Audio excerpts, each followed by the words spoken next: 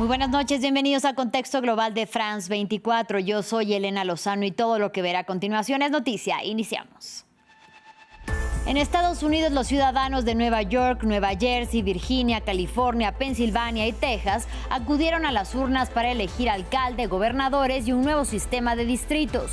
Una jornada que pone a prueba el clima político en el segundo periodo de Donald Trump en la Casa Blanca. Estados Unidos llevó a cabo otro ataque contra una lancha que supuestamente transportaba drogas y era tripulada por dos presuntos narcotraficantes en el mar Pacífico. El secretario de Guerra, Pete Hegseth, informó que 2 hombres murieron en el bombardeo e hizo los señalamientos sin pruebas. La presidenta de la Comisión Europea, Ursula von der Leyen, canceló su asistencia a la cumbre de la CELAC y la Unión Europea convocada por Colombia.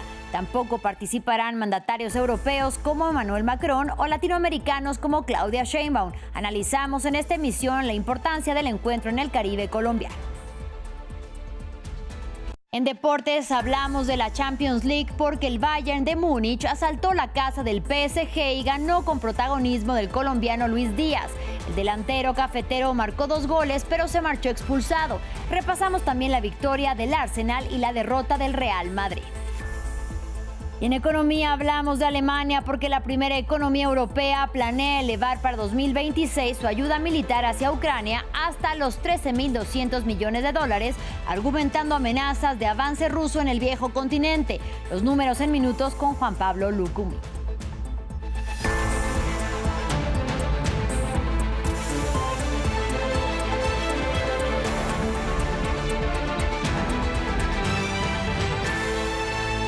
Iniciamos en Estados Unidos, donde avanza la jornada de elecciones locales. Se trata de los primeros comicios que celebra el país desde que Donald Trump regresó a la Casa Blanca. Hasta el momento, Virginia y Nueva Jersey cerraron las urnas y avanzan su conteo, que podría ser determinante como termómetro para evaluar la gestión de Donald Trump con sus sendas elecciones a la gubernatura. Mientras en Nueva York el recuento para conocer a su próximo alcalde inicia a las 9 de la noche, hora local. Les ampliaremos los resultados más adelante, pero por ahora repasemos qué es lo que se vota exactamente en el país norteamericano, también en estados como California, Pensilvania y Texas. Aquí los detalles. Estados Unidos va a las urnas en un pequeño supermartes. En más de la mitad de los estados hay votaciones, las primeras desde la asunción de Donald Trump. Sin embargo, las miradas están puestas en 6, cada una con un enfoque diferente. Nueva York concentra la atención con la alcaldía en juego. El demócrata Zohran Mamdani se enfrenta al exgobernador Andrew Cuomo y al republicano Curtis Sliwa en una ciudad que apoyó mayoritariamente a Kamala Harris hace un año. Los resultados tienen una importancia mayor dentro del seno demócrata, que ha tenido discusiones internas por el perfil de Mamdani y que busca saber cómo posicionarse para los comicios de 2026. Nueva Jersey y Virginia votan nuevos gobernadores con panoramas diferentes, pero una coincidencia: son una actual preocupación para el gobierno de Trump. En los últimos 50 años, en Virginia, apenas una vez han elegido a un gobernador del mismo espacio que el presidente, mientras que Nueva Jersey es un territorio históricamente afín a los demócratas. En California se dirime un nuevo esquema de representación que puede suponer la pérdida de republicanos en la Cámara de Representantes. Impulsado por el gobernador Gavin Newsom, como respuesta al movimiento alentado por Trump en Texas, si los electores definen afirmativamente el cambio, habrá sectores republicanos que se fusionarán en solo uno y otros que se dividirán, uniéndose a regiones demócratas. En Pensilvania, 3 jueces demócratas ponen en juego sus lugares en la Corte Suprema local, actualmente 5-2 a favor de los azules. Estos magistrados necesitan que la mayoría vote afirmativamente para renovar sus puestos por 10 años más. De no lograrlo, la Corte quedaría empatada en 2 por 3 años, salvo que sus sustitutos sean aprobados por el Senado local, controlado por los republicanos. Luego de la muerte de 2 representantes, el Distrito 18 de Texas vota sus reemplazos en una puja de poder entre republicanos y demócratas. Las nominadas necesitan lograr el 50% para evitar una segunda vuelta. Al tiempo, también se definen las alcaldías de decenas de ciudades en una movilizada jornada electoral estadounidense. Seguimos en la Unión Americana. Un avión de carga se estrelló en la tarde del martes, poco después de despegar en Louisville, Kentucky, con destino hacia Honolulu, en Hawái. La Administración Federal de Aviación, que en estos días opera bajo mínimos por el cierre del gobierno federal, informó que el accidente se produjo a las 5:15 hora local. La aeronave accidentada fue de la empresa UPS y el gobernador del estado informó de al menos 3 muertos y 11 heridos tras el siniestro. Esta es una noticia en desarrollo que la iremos ampliando en nuestras siguientes emisiones. Y Estados Unidos protagonizó este martes otro ataque contra una embarcación que supuestamente transportaba drogas y era tripulada por presuntos narcotraficantes. El secretario de Guerra, Pete Hegseth, informó que el ejército mató a 2 personas en el bombardeo ocurrido en aguas internacionales del Pacífico Oriental. En su cuenta de X, el republicano advirtió que ninguno de los que denominó terroristas tienen la mínima oportunidad con el ejército estadounidense. Hoy, bajo las órdenes del presidente Trump, el Departamento de Guerra ha llevado a cabo un ataque mortal contra un barco operado por una organización terrorista designada. Los servicios de inteligencia confirmaron que el barco estaba involucrado en el contrabando ilícito de narcóticos, transitaba por una ruta conocida de narcotráfico y transportaba narcóticos. El ataque se llevó a cabo en aguas internacionales en el Pacífico Oriental. Ningún miembro de las fuerzas estadounidenses resultó herido en el ataque y 2 narcoterroristas que se encontraban a bordo del buque murieron. Con un rotundo "eso no va a ocurrir", la presidenta de México, Claudia Sheinbaum, descartó una potencial intervención armada de Estados Unidos en territorio mexicano. Las declaraciones tienen lugar tras darse a conocer en informes de prensa que su homólogo estadounidense, Donald Trump, estaría contemplando enviar tropas a su vecino del sur para combatir a los cárteles de la droga. Primero, sería violatorio de nuestra soberanía y nuestra independencia. Y segundo, podemos colaborar, podemos coordinarnos, pero no se trata de que venga Estados Unidos a decir o a intervenir o a tener a sus agentes, porque tampoco funcionó. Y no se trata de venir a utilizar técnicas de guerra en México. Es otra cosa. Y poco a poco vamos a ir construyendo la paz. En más información, Santa Marta, en el Caribe colombiano, será escenario de la cumbre de la CELAC, Unión Europea, convocada para este 9 y 10 de noviembre por el presidente Gustavo Petro. Un encuentro al que no asistirán la presidenta de la Comisión Europea, así como tampoco mandatarios del viejo continente y de la región latinoamericana, y que se da en medio de los ataques de Estados Unidos en el Caribe y el Pacífico, pero también al tiempo que continúa la guerra comercial de Donald Trump. Para hablar sobre el tema, saludo con mucho gusto a Mauricio Jaramillo, quien es viceministro de Asuntos Multilaterales de Colombia y coordinador nacional de Colombia ante la CELAC. Bienvenido y gracias por la comunicación. Muy buenas noches, Elena. Gracias a ustedes por la invitación.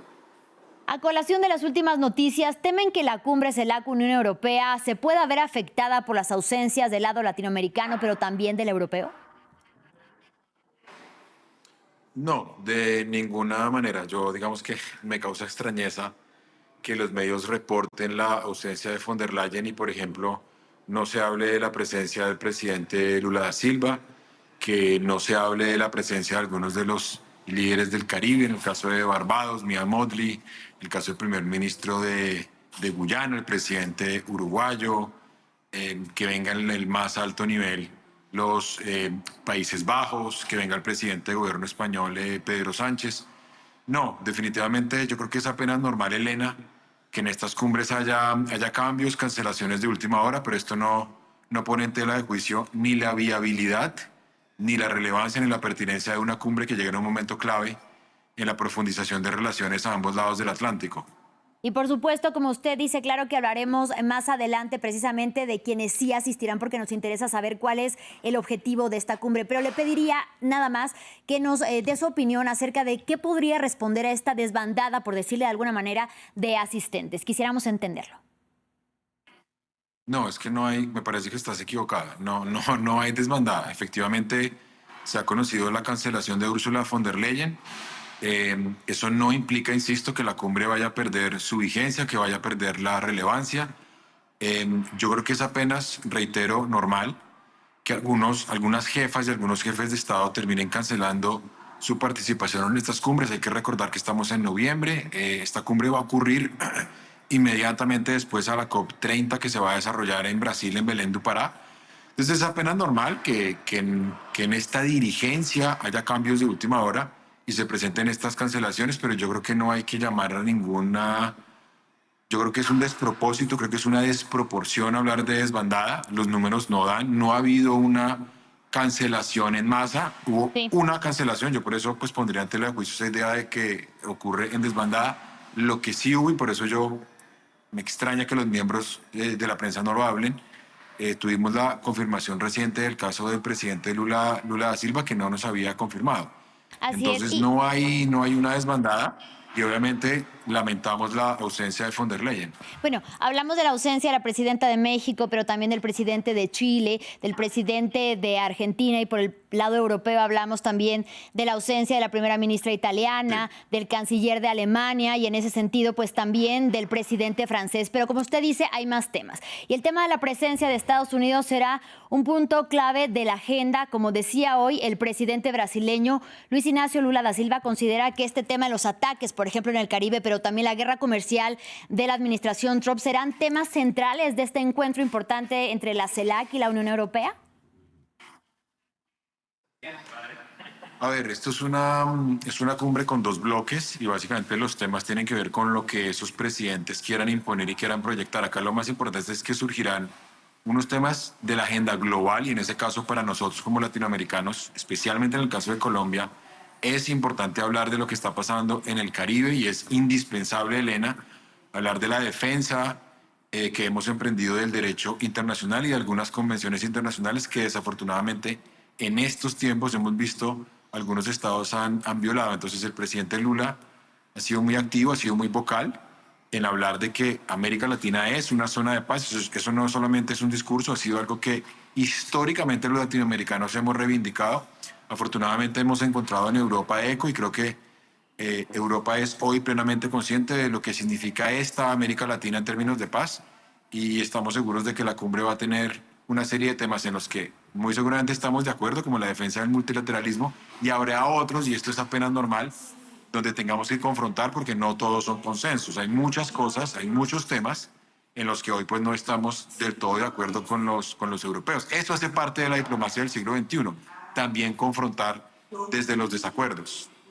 Y precisamente usted habla de consensos. Decíamos, fue el gobierno del presidente Gustavo Petro el que convocó a esta cumbre. ¿Qué se espera del encuentro y si incluiría una declaración conjunta? Esperamos básicamente, Elena, dos cosas de esta cumbre. Una declaración por supuesto conjunta de todas las delegaciones que van a asistir. Esperamos también un plan de trabajo, una hoja de ruta en la que creo que esto es muy importante para la ciudadanía. De estas cumbres tienen que salir acciones concretas que vamos a emprender. Hoy creo que la gente espera mucho de Europa y de América Latina y del Caribe. Son dos zonas, y esto es importante recordarlo, son dos de las zonas que más sistemas democráticos concentran hoy en el mundo y en un mundo en el que hemos visto hoy, asistimos a un genocidio en Gaza, ha vuelto la guerra, hay una guerra contra el multilateralismo y del derecho internacional. Es muy importante que América Latina y el Caribe, y Europa sigan reafirmando su compromiso respecto de la integración, el diálogo político, la multilateralidad, el derecho internacional. Entonces esperamos que se refrende ese compromiso y que haya acciones puntuales en las que se comprometan tanto europeos como latinoamericanos, porque es, yo creo, lo que la ciudadanía a ambos lados del Atlántico está esperando. Claro que sí, Mauricio Jaramillo, le agradezco mucho por la comunicación, aunque ha sido breve, al viceministro de Asuntos Multilaterales de Colombia y también coordinador nacional de Colombia ante la CELAC. Gracias y estamos pendientes de lo que ocurra en este encuentro. Gracias a ustedes por la invitación y un feliz resto de noche. En más información, Irán liberó este martes a Cécile Kohler y Jacques Paris, los dos ciudadanos franceses con más de 3 años encarcelados en ese país y acusados de espionaje en favor de Israel. Unos cargos condenados por Francia, que amenazó a Teherán con una respuesta contundente si no abandonaba la acusación con la profesoría de la literatura de 41 y el jubilado de 72, considerados ambos rehenes de la República Islámica. Macron celebró la liberación de los detenidos y reveló que están al resguardo de la embajada en espera de una autorización que permita su retorno a Francia. Jesús Yajure nos amplía. Después de 3 años, los franceses Cécile Colère y Jacques Paris son liberados por Irán. Ambos fueron detenidos en Teherán en mayo de 2022 y acusados de espiar para Israel. El presidente Emmanuel Macron condenó la acusación y calificó los cargos como una provocación inaceptable. Desde entonces, París los consideró rehenes del Estado en Irán y condicionó el restablecimiento de las sanciones contra el programa nuclear iraní a la liberación de Cécile y Jacques. Este martes, Macron expresó sentir un gran alivio. Cécile Colère y Jacques Paris, retenidos durante 3 años en Irán, han sido liberados de la prisión de Evin y se dirigen a la embajada francesa en Teherán. El diálogo continúa para permitir su regreso a Francia lo antes posible. Profesora de literatura de 41 años y jubilado de 72, la detención de Colère y Paris propició una campaña internacional liderada por sus familias y que incluyó masivas movilizaciones y el despliegue de sus retratos en la Asamblea Nacional. Medios estatales difundieron un video en el que decían haber cometido espionaje. Grupos de derechos humanos aseguran que se trató de una confesión forzada. Irán dijo que se les había concedido la libertad condicional bajo fianza. Los 2 ciudadanos franceses que llevan algún tiempo en prisión por delitos contra la seguridad han sido puestos en libertad bajo fianza por orden del juez del caso. En septiembre, el ministro de Exteriores iraní declaró que un acuerdo para un canje de prisioneros estaba en fase final. Se trataría de los 2 franceses en Irán a cambio de una mujer iraní arrestada en Francia, Madie Esfandiari, en prisión desde febrero y acusada de promover el terrorismo en redes sociales. Traductora y graduada de la Universidad de Lyon, Esfandiari residía en Francia desde 2018 y fue puesta en libertad condicional y supervisión, además de la prohibición de abandonar Francia. Es tiempo de Deportes en France 24. Y está con nosotros aquí en los estudios Juan Pupiales. Bienvenido y qué bueno nuevamente estar juntos. Un placer, Elena. Muchas gracias. Claro que sí. Pues vamos a iniciar con la emoción del fútbol y de la Champions League. Cuéntanos. Claro que sí, se abrió esta 4ª fecha de la primera fase del torneo continental, un día en donde tuvimos el duelo en París entre el PSG y el Bayern de Múnich como el compromiso más destacado. Victoria a domicilio del cuadro alemán sobre los vigentes campeones y con protagonismo para bien y para mal del colombiano Luis Díaz. Marcador de 1-2 en favor del conjunto alemán, que acumula 16 victorias seguidas en esta campaña, un récord en las principales ligas del viejo continente. Díaz, que se alzó como la estrella del encuentro con los 2 goles del Bayern, tantos al minuto 4 y al 32, pero que pronto pasaron a un segundo plano luego de una durísima entrada sobre el lateral marroquí Achraf Hakimi. El ex del Inter y el Real Madrid se marchó entre lágrimas. El guajiro, que vio la tarjeta roja luego de la revisión del VAR, y los locales descontaron en la segunda parte gracias a Joao Neves, pero la visita consiguió propinarle al PSG su primera derrota de la campaña en Champions y ser líderes del campeonato. Dijo Luis Enrique, que es el técnico parisino, que mañana sabrán más sobre la lesión de Hakimi. En el otro partido del día, el Liverpool ganó por la mínima al Real Madrid con un gol del argentino Alexis McAllister y una actuación imperial del portero Courtois con los blancos. Empate a 0 entre el Napoli y el Eintracht Frankfurt. Además, el Arsenal goleó al Slavia de Praga y es segundo y sigue sin encajar goles. Victoria del Atlético de Madrid. Tablas entre la Juve y el Sporting de Lisboa. Goleada del Tottenham sobre el Copenhague con un tanto de época de Van de Ven. Olympiacos 1, PSV 1 y el Mónaco, que se llevó los 3 puntos de su visita al Bodo Glimt. Y seguimos, Juan, hablando del deporte rey porque hay novedades sobre David Beckham. Y es que la leyenda del Manchester United y actual propietario del Inter Miami de Lionel Messi fue ordenado como caballero este martes por parte del rey Carlos III. A sus 50 años, el que fuera también capitán de la selección inglesa recibió este honor anunciado en diciembre pasado por sus servicios al fútbol y a la sociedad británica. La ceremonia tuvo lugar en Berkshire y conlleva desde ahora pasará a ser llamado como Sir David Beckham. Lo escuchamos. Siempre he tenido un enorme respeto por nuestra familia real y especialmente cuando viajo por el mundo, porque la gente quiere hablarme acerca de nuestra familia real. Y eso demuestra qué tanto respeto le tiene la gente. Estar aquí hoy, ser ordenado como caballero por parte de Su Majestad el Rey, es bastante surrealista. Y es momento de pasar al tenis para repasar las finales de la WTA. Si cambiamos de deporte, la bielorrusa Aryna Sabalenka, la número 1 del mundo, mantiene su registro perfecto en este certamen disputado en Riyadh, Arabia Saudita. La jugadora nacida en Minsk dejó este martes en el camino a la estadounidense Jessica Pegula y acumula 2 victorias en 2 partidos. Se tuvo que esforzar, sin embargo, la bielorrusa ante la norteamericana, quien es la quinta del mundo, de victoria en 3 sets. Parciales de 6-4, 2-6 y 6-3 para Sabalenka en este grupo, que es el grupo Steffi Graf. La celebración en ese momento de Pegula cuando se imponía en el segundo set. Y Sabalenka, que con este gran punto iba a sellar su victoria a puño en alto para ella. Su próxima rival será otra estadounidense, Coco Gauff, tercera del ranking, quien eliminó a la italiana Jasmine Paolini, parciales de 6-3 y 6-2 en favor de la tenista de la Unión Americana, quien es la vigente campeona de este torneo que reúne a las 8 mejores jugadoras del planeta. Ahora, Juan, hablamos del circuito masculino del torneo de Atenas. Porque el serbio Novak Djokovic cambió la historia en sus enfrentamientos contra el chileno Alejandro Tavilo. A la tercera fue la vencida para el tenista balcánico, que acumulaba 12 derrotas contra el austral.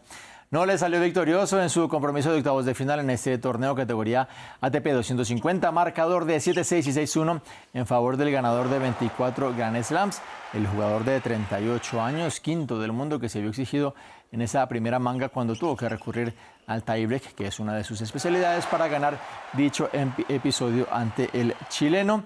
Tavilo, que buscaba unirse a la leyenda al suizo Roger Federer como el único jugador que ganó a Djokovic sus primeros 3 enfrentamientos. Al serbio lo espera ahora el portugués Nuno Borges en la siguiente instancia, que reúne a los mejores 8 de ese certamen. Y terminamos deportes con el rugby en Francia. Y una buena noticia para los amantes de este deporte en el país galo. Antoine Dupont vuelve a la selección francesa luego de haber sufrido esa gravísima lesión en una de sus rodillas en el mes de marzo. Recordemos que el jugador, que se desempeña como medio scrum, viene de extender su vínculo con el Toulouse hasta 2031. Dupont sufrió una rotura de ligamento cruzado anterior en la victoria sobre Irlanda en el pasado torneo de 6 naciones. Pese a su vuelta a los entrenamientos, Dupont está descartado para los compromisos del 15 de France contra Sudáfrica, Fiji y Australia, que empiezan a jugarse ya desde este próximo fin de semana. Pues muchísimas gracias, Juan Pupiales, por la información deportiva, y hasta la próxima. Hasta la próxima, Elena. Gracias. Y bien, ahora es tiempo de economía en France 24. Hablaremos, por ejemplo, de Alemania, que es la primera economía europea que ha dicho que reforzará la ayuda militar a Ucrania.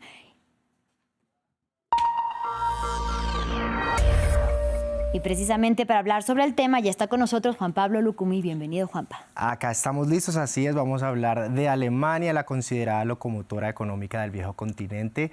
Planea aumentar un 35% la ayuda total que destina para Ucrania a nivel militar en 2026, hasta llegar a unos 13.200 millones de dólares. Lo ven ustedes en sus pantallas. Según publicó el Ministerio de Finanzas de Alemania, todo el bloque europeo considera que Rusia es una amenaza no solo para los ucranianos, sino para todo el viejo continente.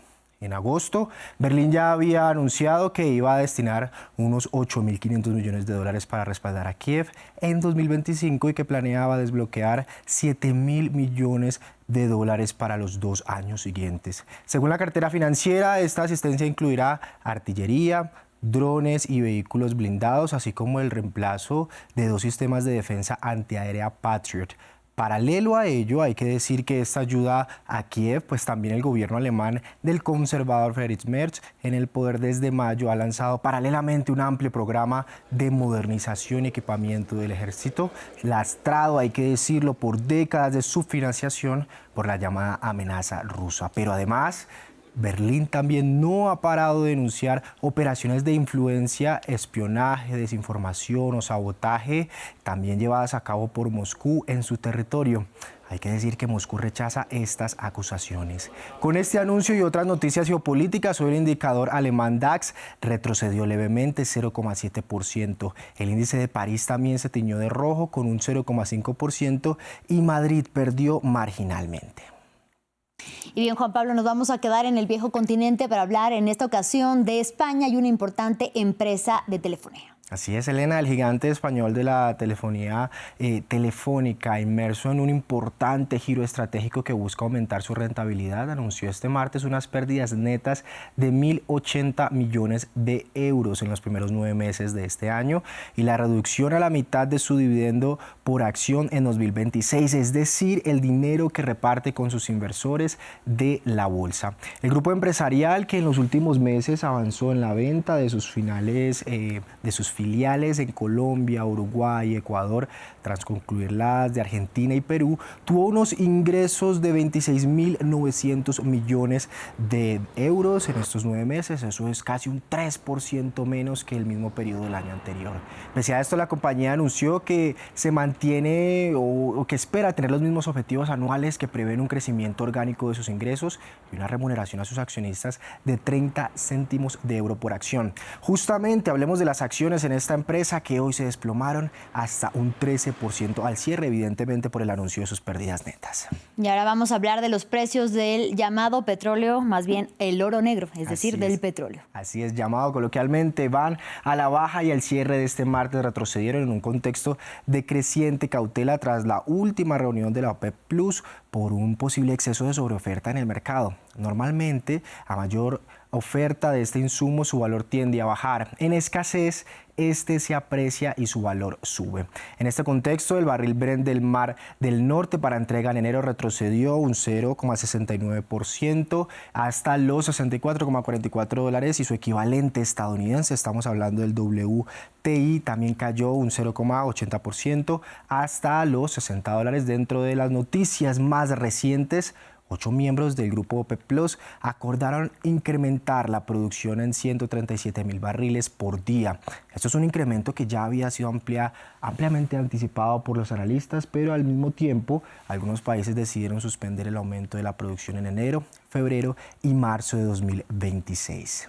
Y para finalizar, Juan Pablo, vamos a revisar otros indicadores de la bolsa del continente americano. Así es, porque nos falta Wall Street. La bolsa de Nueva York cerró este martes en negativo, con los 3 principales indicadores arrastrados por los recurrentes temores de una burbuja en el sector de inteligencia artificial y las recientes previsiones de varias entidades sobre una corrección en el mercado bursátil. Esto no es otra cosa que temores de que los valores de las empresas de tecnología estén muy inflados por el auge de la inteligencia artificial y que tal vez en realidad su valor no sea tan elevado. Hay demasiada bonanza en Wall Street. El temor es que la burbuja evidentemente explote y se genere un escenario de venta de acciones excesivo en cualquier momento.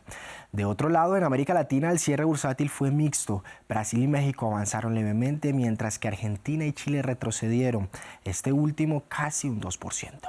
Bueno, Juan Pablo, y quedará por ver luego cómo reaccionan los mercados después de que se conozcan los resultados de las elecciones en Estados Unidos. Decíamos elecciones a nivel local. Seguramente que regirá esa la apertura de Wall Street mañana. Claro que sí. Muchísimas gracias, Juan Pablo Lucumí, como siempre, por la información económica. Un placer.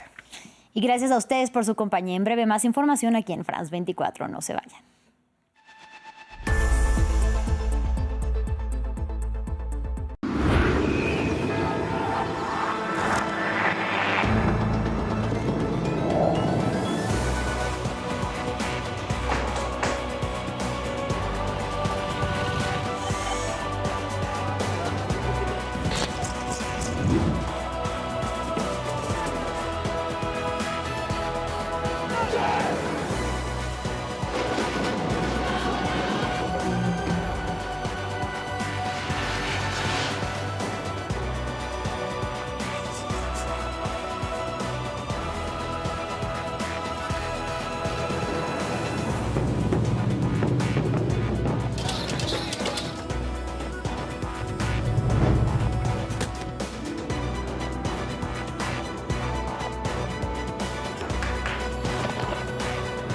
France 24, su ventana al mundo.